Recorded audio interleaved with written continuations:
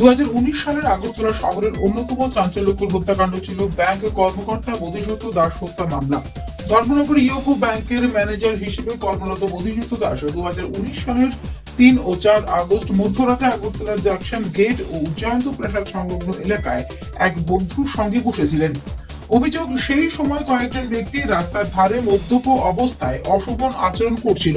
বিষয়টি নিয়ে প্রতিবাদ জানাতেই শুরু হয় বচসা, যা পরে রক্তক্ষয়ী সংঘর্ষে পরিণত হয়। ধারালো অস্ত্র ও ভাঙা বোতল দিয়ে আঘাত করা হয় বোধিসত্ত্ব দাসকে। গুরুতর আহত অবস্থায় প্রথমে তাকে জিবিপি হাসপাতালে ভর্তি করা হয়, পরে উন্নত চিকিৎসার জন্য কলকাতায় স্থানান্তর করা হলেও কয়েকদিন পর তার মৃত্যু হয়।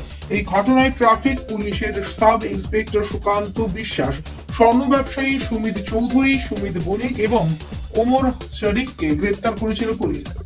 দীর্ঘ 4 বছরের বিচার প্রক্রিয়ার শেষে 2023 সালের জুন মাসে পশ্চিম ত্রিপুরা জেলা ও দায়রা আদালত 4 অভিযুক্তকে দোষী সাব্যস্ত করে যাবজ্জীবন কারাদণ্ড দেয়। পাশাপাশি প্রত্যেককে 50,000 টাকা জরিমানার নির্দেশ দেওয়া হয়। মামলায় মোট 56 জন সাক্ষীর বয়ান রেকর্ড করা হয়েছিল। পরবর্তীতে রায়কে চ্যালেঞ্জ দিয়ে অভিযুক্তরা হাইকোর্টের দ্বারস্থ হন। অবশেষে বুধবার হাইকোর্ট সুমিত বণিক ও সুমিত চৌধুরীকে বেকসুর খালাস করে দেয়। এদিন হাইকোর্ট প্রাঙ্গণে মামলার বিস্তারিত তুলে ধরেন অভিযুক্তের আইনজীবী সুব্রত সরকার। জানান, নিম্ন আদালতের রায়ে একাধিক আইনি অসঙ্গতি ছিল। উচ্চ আদালত সমস্ত তথ্য প্রমাণ খতিয়ে দেখেই এই রায় দিয়েছেন। বিখ্যাত মার্ডার কেস, যেটার মধ্যে কালিকা জুয়েলার্সের মামলাগামী বিখ্যাত এটা। তো এটার মধ্যে দুজন আসামি, সুমিত চৌধুরী এবং সুমিত বণিক, তাদের গত ডেটে হিয়ারিং ছিল এবং হিয়ারিংয়ের পরে আজকে রায় দিয়েছে। রায় দিয়ে দুজনকেই বেকসুর খালাস করে দিয়েছে হাইকোর্ট। এই কেসের মধ্যে অভিযোগ ছিল যে বোধিসত্ত্ব দাস নামে একজন ইউকো ব্যাংকের ম্যানেজারকে এরা এবং শোয়েব মিয়া এবং সুকান্ত নামে আরেকজন, এরা 4 জনে মিলে রাত্রিবেলা জ্যাকসন গেটের সামনে মার্ডার করেছিল। এটা ছিল অভিযোগ। এই অভিযোগের পরিপ্রেক্ষিতে ট্রায়াল হয়। ট্রায়াল হওয়ার পরে 4 জনকেই যাবজ্জীবন দেওয়া হয়। এর আগে শোয়েব মিয়া এপিল হাইকোর্টের মধ্যে বরখাস্ত হয়ে যায়।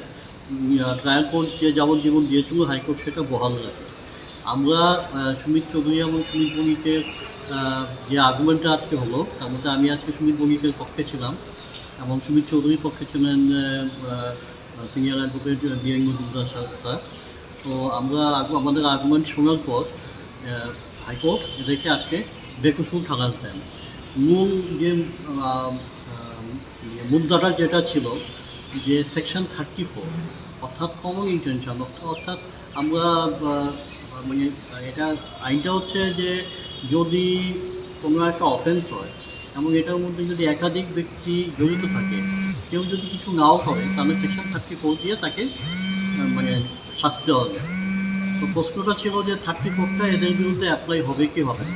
তো সেখানে যে আর্গুমেন্টটা আমাদের ছিল যে যেভাবে মানে হত্যাকাণ্ডটা হয়েছে তাতে এদের মানে বোধিসত্ত্বকে মার্ডার করার কোনো ইন্টেনশন ছিল না, যে কারণে 34 এদের বিরুদ্ধে অ্যাপ্লাই হবে না। এই রায়কে ঘিরে নতুন করে চর্চা শুরু হয়েছে বহু আলোচিত এই হত্যাকাণ্ড নিয়ে। মামলার বাকি 2 অভিযুক্তের ভবিষ্যৎ আইনি ব্যবস্থা নিয়েও নজর এখন আদালত মহলের। Bureau report, news update Tripura.